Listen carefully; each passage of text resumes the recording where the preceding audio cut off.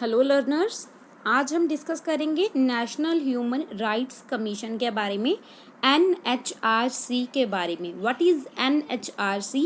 National human rights commission, ये क्या है इसके बारे में बताऊंगी मैं आपको, अच्छे से डिस्कस करेंगे। The real test of the rights given by an constitution is in their actual implementation. तो हमें राइट्स तो दे दिए गए हैं, हमारे इंडियन कॉन्स्टिट्यूशन में हमें फंडामेंटल राइट्स दिए गए हैं, है ना।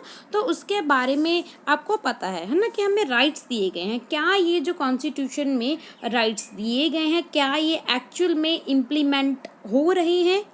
The poor, illiterate and deprived section of the society must be able to exercise their right.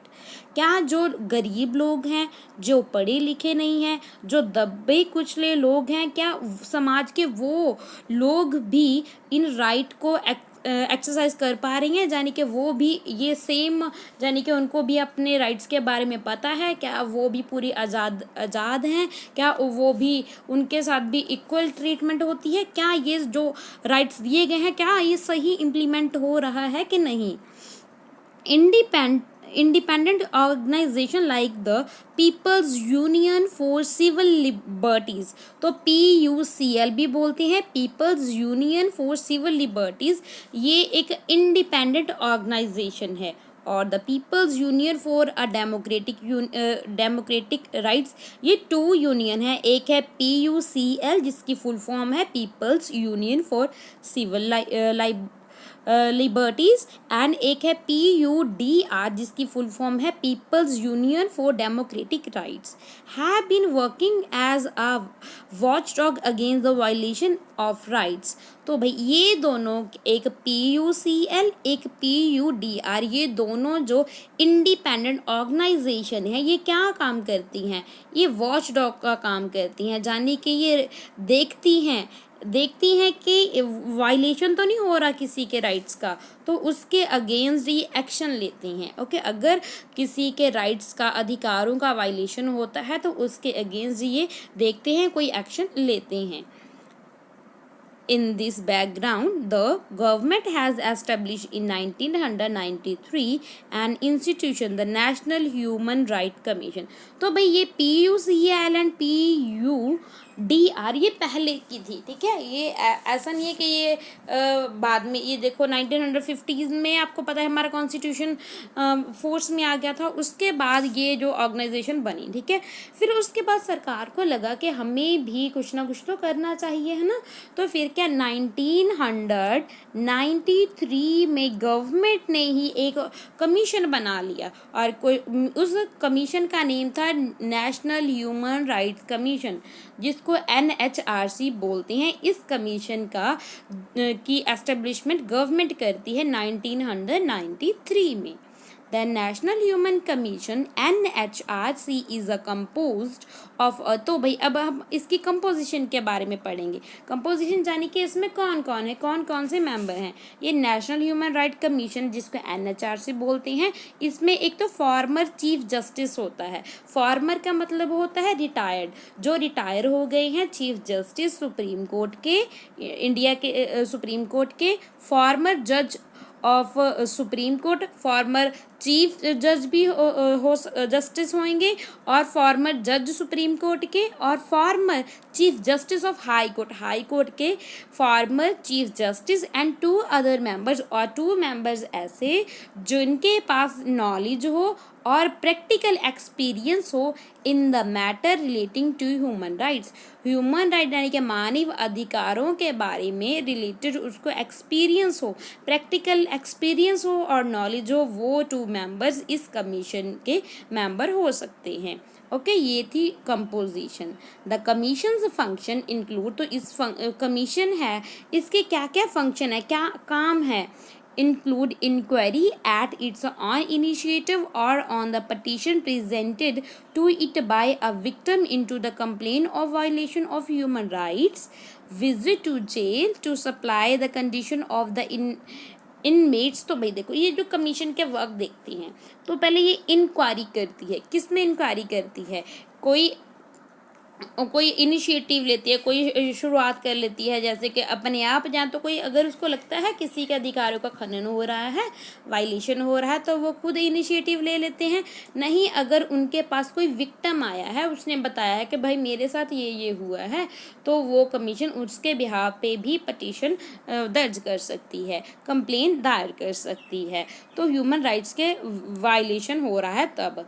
Then visit to jail, jail में जा सकती है। जेल में क्यों जाएगी भाई?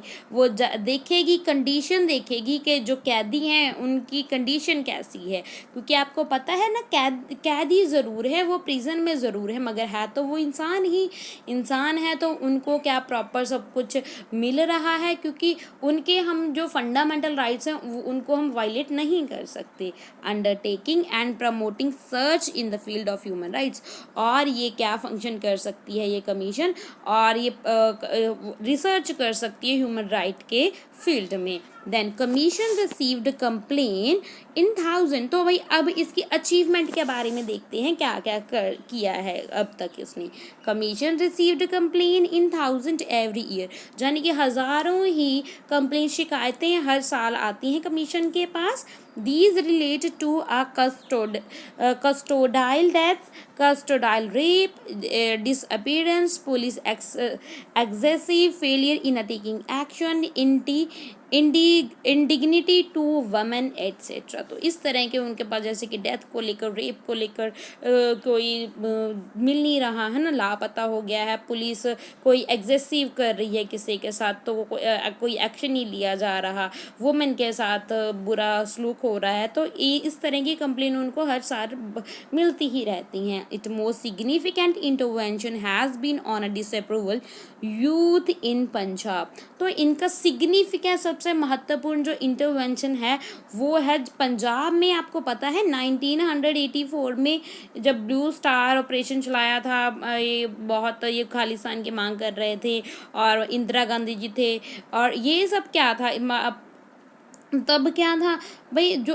क्या हुआ था पता, 1984 में पंजाब में बहुत ज़्यादा भयानक दंगे हुए थे। उसमें क्या हुआ था भाई, जो इंदिरा गांधी थी, इंदिरा गांधी ने क्या बोला था कि आप उसने जो हरमंदिर साहिब हैं उनके ऊपर गोली चलाने का आदेश दिया था, जबकि जो पंजाब में सिख हैं वो इसको बहुत ही पवित्र स्थान मानते हैं, जिसकी वजह से ये दंगे हो जाते हैं। और जब आउट ऑफ कंट्रोल सिचुएशन हो जाती है, तो सेंट्रल और स्टेट गवर्नमेंट दे देती है कि आप क्या करोगे, कि बस अब तो हमें शांति चाहिए, तो पूरी पावर दे देती है पुलिस को। तो पुलिस भाई क्या करती है, तो जिसके ऊपर भी शक होता था वो उसको मार देती थी। तो पंजाब में क्या, जिसके ऊपर भी थोड़ा सा शक होता था तो उसको मार दिया जाता था, और ऐसा मार कर और उसका साथ के साथ अंतिम संस्कार कर दिया जाता था, यानी कि डिसअपीयरेंस कर दिया जाता था। जब भी पंजाब में बहुत से यूथ ऐसे होने लगे, तो इसने इंटरवेंशन किया, ये नेशनल कमीशन ह्यूमन राइट्स ने। And the intervention and the trial of Gujarat rights. तो क्या ये जो गुजरात में भी दंगे हुए थे, उस केसेस में भी इंटरवेंशन किया था, और इफ़ेक्टिव कुछ प्रूव हुए था जो भी इनका इंटरवेंशन था। ताकि आगे देखते हैं कमीशन के लिमिटेशन। ये जो पैराग्राफ हो गया इसमें लिमिटेशन है। The commission does not have the power to prosecution. तो भाई इसके पास किसी को सजा देने का अधिकार नहीं है इस कमीशन के पास।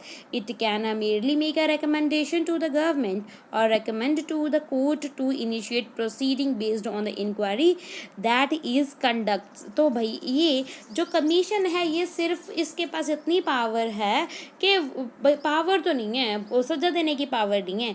तो ये क्या कर सकते हैं, सिर्फ रिकमेंडेशन कर सकती है गवर्नमेंट से, और कोर्ट पे रिकमेंडेशन कर सकती है कि कुछ इनके जो भी मामला है उसके ऊपर एक्शन लिया जाए। ओके, ये था NHRC के बारे में। आई होप आपको अच्छे से समझ में आ गया होगा। Thank you and God bless you.